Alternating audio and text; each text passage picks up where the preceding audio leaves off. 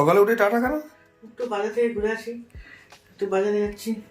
Good morning, welcome back to my channel. আশা করি তোমরা সবাই খুব ভালো আছো, আমিও ভালো আছি। আর সকাল থেকে আজকে তোমাদের সাথে ব্লগটা শুরু করলাম। এখন 8টা বাজে, একটু বাজারে যাচ্ছি, বাজার থেকে আসি, এসে না 8:30 বেজে গেছে। 8:30 বাজে? 8:30 বেজে গেছে। দাদাও বেরিয়ে যাবে এখন। তারপরে আবার পরে দেখা যাচ্ছে কী করি, কতটা কী করি না করি। অনেক কাজ আছে আজকে, এই কাজগুলো সব সামলে কতটা কী করতে পারি দেখি। আর বিছনাপত্র কিছু তোলা হয়নি, এসে সব গোটাবো, কারণ বাজারে যাওয়াটা আমার আজকে একটু তো জরুরি। আমি না গেলে হচ্ছে না। ওই জন্য আমি ঘুরে আসি, এসে তোমার সব ঘর অগোছালো কিন্তু। হ্যাঁ, তুমি গুড মর্নিংটা করে দাও। আমি চলে গেলাম, আমিও চলে যাবো। আমার সঙ্গে দেখা হবে কিনা হয়তো। ভুল হয়েছে। ওই যে জলটা ওইটা থেকেই হচ্ছে এটা। বারবার বলছি একটু বেশি করে খাও। কালকে খেয়েছি। কাল রাত্রিবেলা ওই যে সেদ্ধ ভাত খেয়েছো না, সেদ্ধ ভাত বেশি করে জলটা খাও। ওইটাই ওই যে খেলে দেখেছো? হ্যাঁ, ঢকঢক করে। রাতে তো একটুখানিও জল খাও না, খেয়ে উঠে মনে হয়। খেয়েছি একটুখানি। এটা বোতলটা সঙ্গে রাখতে হয়, এসে কন্টিনিউয়াসলি খাবে। ঠিক আছে, পেটটা ভার হয়ে গেছে। বুঝছি কাল রাত্রে সেদ্ধ ভাত খেয়েছো তো, প্রোটিন জাতীয় খাবার তো। সেদ্ধ ভাত খেলে এরকম হয়।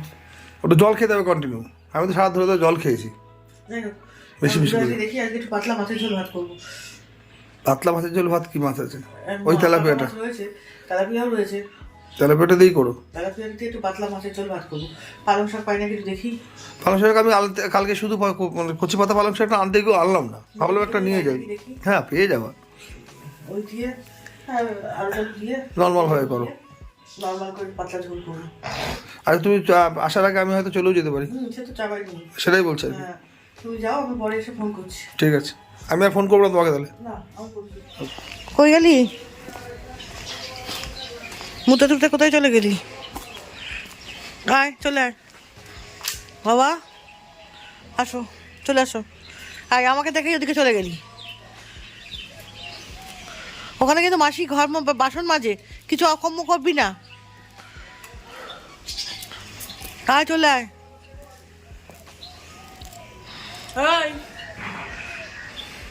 এদিকে আয়। দেখেই চলে যায় ওদিকে। ওদিকে যাস না কিন্তু। ঢোক ঢোক। বাজারে গেছিলাম অনেকক্ষণ, বাজার থেকে বাড়ি চলে এসেছি, তাও অনেকক্ষণই হলো। এসে টিফিনটা ব্রেকফাস্টটা করেছি। ব্রেকফাস্টে কি রুটি, আলু ভাজা আর ডিম সেদ্ধ ছিল। আর এখন বসে বসে কিছুক্ষণ মেয়ে অঙ্ক করছে বলে ফিজিক্সের, আমি একটুখানি ছাড়িয়ে রেখে দিলাম।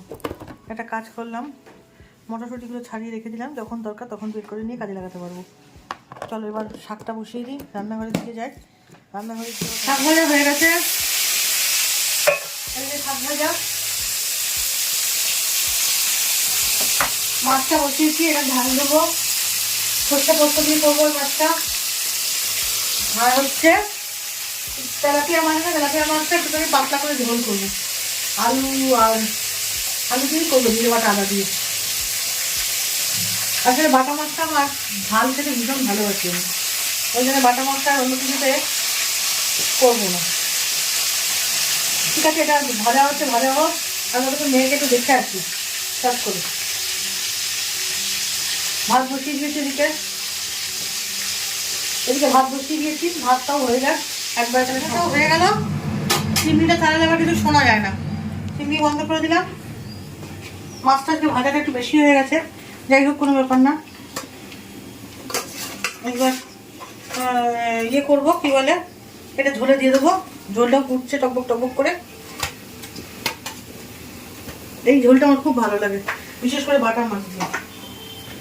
এখন আমার মেয়েকে নিয়ে একটুখানি বেরোতে যাবো। কি ভাতও হয়ে গেল, ফ্যান উঠতে গেছে। রান্না করতে ঢুকলে আর কতক্ষণ বাবা, সেই সকালবেলা ঢুকে সমস্ত কাজকর্ম করে। কালকে দাদা আবার সিদ্ধ ভাত রান্না করেছিল রাত্রিবেলা। গ্যাসটাকে মনে হচ্ছে না, বলবো না বাবা, তখন বলবো মনে করেছে। সকালবেলা উঠে সেসব পরিষ্কার করে তারপরে চাটা করে দিয়ে তারপরে গেছিলাম বাজারে। বাজার থেকে এসে তারপরে রান্না বসালাম, টিফিন করে নিয়ে। ব্যাস এবার যাবো, আর একটু কাজ আছে, সেই কাজটুকু মেটাতে যাবো। মেয়ে পড়তে যাবে, টিচারের সঙ্গে দেখা করতে যাবো, করে এসে তারপরে আবার তোমাদের সাথে কথা বলবো। এত ব্যস্ত লাইফ আমার, বাপরে বাপ। মাছগুলো দিয়ে দিলাম ঝোলের মধ্যে। আগের দিন মাছের ঝোল করেছিলাম, বাবা একটু ঝোল ছিল, আজকে একটু ঝোল ঝোল করবো। রাত্রিবেলা খেতে গিয়ে দেখি ঝোলই নেই তার, সে কোনো রকমে কড়াই কেচে কুচে ঝোল দিলাম।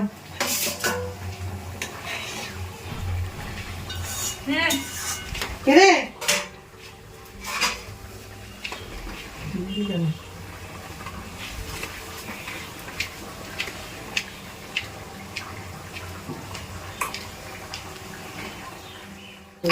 ঘরে মাঝে মাঝে সুগন্ধি ধূপকাঠি জ্বালাতে খুব ভাল লাগে, কি সুন্দর একটা গন্ধ দেয়, গন্ধটাই ভাল লাগে।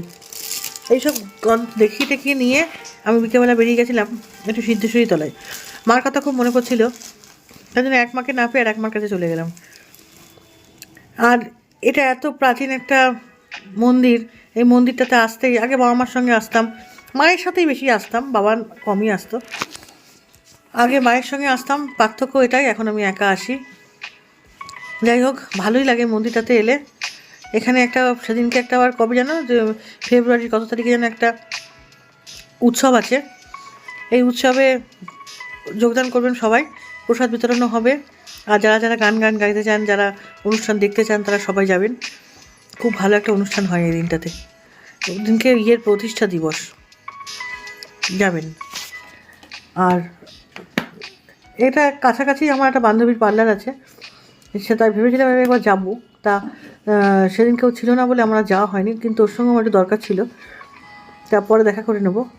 তাই সমস্ত মন্দিরটা একটুখানি ঘুরে এক জায়গায় গিয়ে ভাবলাম একটু বসে টসে নিয়ে তারপরে একটুখানি বসে ঠাকুরের মাঝে মাঝে ঠাকুরের কাছে আসতে বেশ ভালো লাগে, মানে মনটা খুব ভালো হয়ে যায়। সারাদিন তো সংসারের মধ্যে থাকি আবদ্ধ, সংসারের বাইরেও বেশ মন্দির টন্দিরে আসতে ভালো লাগে।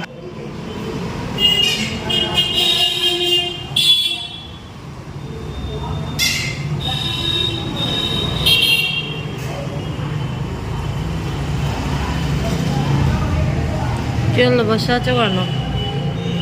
ওই মার কাছে শুধু বসলাম। নিজের মার জন্য মন খারাপ হচ্ছিল তাই মায়ের কাছে এসেছো?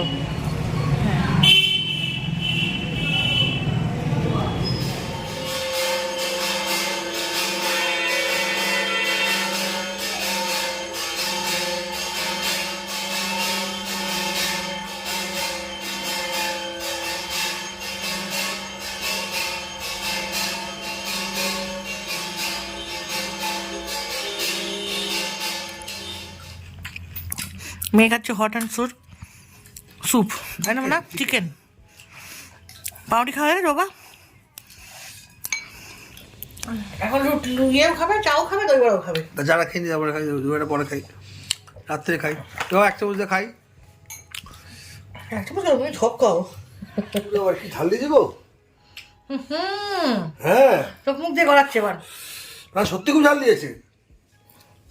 তোমার চোখ মুখ দিয়ে গড়াচ্ছে। হ্যাঁ, মাকে একটু দে, না না অসম্ভব, এক চামচ খাও, এক চামচ এক একদম মাকে, এক চামচ মানে একটুখানি দে মাকে, মানা মাকে একটুখানি, হ্যাঁ হ্যাঁ আমি একটু না এটা করবে না, একটু আমি এসবের মধ্যে একদম না, একটু খাই, একটু দিতে আরে একটু একবার একবার আমি সুস্থ শরীরকে ব্যস্ত করবো না বাবা। খেতে পারি পুরোটা? লাল টকটক করছে, তুই নষ্ট করিস আমার, ফেলে দে ফেলে দে। ফেলবে কেন? বাটির মধ্যে করে ঢেকে রেখে দে, আমি খেয়ে নেবো। এই ঝাল মালটা কি করে তুমি খাওয়া? ঠিক খেয়ে নেবো আমি, এখন না খাই কালকে খাবো, নষ্ট করবে কেন পয়সাদার জিনিস? আজ আর ভিডিওটা আমি বাড়াচ্ছি না, এখানেই শেষ করছি। যদি ভালো লেগে থাকে তাহলে আপনাদের অবশ্যই লাইক শেয়ার কমেন্ট করবেন। আমি এখনও জামা কাপড় কিছু ছাড়তে পারিনি, এইবার ছাড়বো। টিফিন রাত্রিরে ডিনার সব রেডি হয়ে গেছে, আর বিছনাও ডাকছে যে হাই এবার শুতে হয়। তাই যাই হোক,